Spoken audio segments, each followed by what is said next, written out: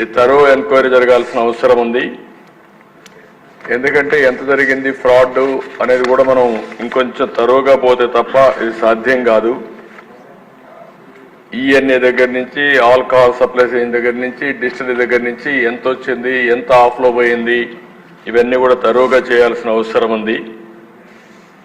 అందుకనే 5 సంవత్సరాలు లక్షల కోట్ల రూపాయలు నగదు అమ్మకాలు జరిగాయంటే అది కూడా సొంత డిస్టిలరీస్ పెట్టుకొని చేశారంటే ఇది చాలా భయంకరమైన పెద్ద స్కామ్ ఇది.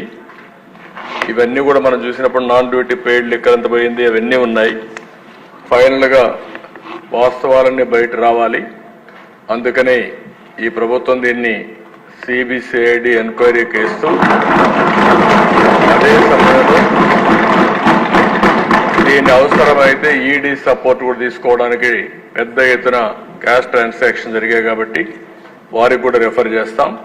అన్ని విధాల చర్యలు తీసుకుని మళ్ళా ప్రజల ప్రాణాలు కాపాడడానికి ఈ రాష్ట్ర ఆదాయాన్ని ఏ విధంగా దుర్వినియోగం చేశారో అవన్నింటిపైన యాక్షన్ తీసుకోవడానికి ప్రభుత్వం సిద్ధంగా ఉంది.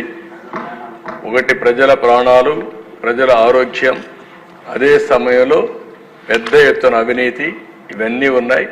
అన్ని కోణాలు దీంట్లో బయట రావాల్సిన అవసరం ఉంది. తప్పకుండా అవసరమైతే మన మెడికల్ అండ్ హెల్త్ డిపార్ట్మెంట్ కూడా చెప్పి ఆ మధ్యలో 1924 తర్వాత కూడా దీని ఎఫెక్ట్స్ వల్ల ఎంతమంది ఆరోగ్యం నాశనం అయిపోయింది, ఎంతమంది మంగళసూత్రాలు తెగిపోయినాయి, ఇవన్నీ కూడా ఎలక్షన్లో మనం చెప్పాం. అవన్నీ కూడా ఎస్టాబ్లిష్ చేయాల్సిన అవసరం ఉంది.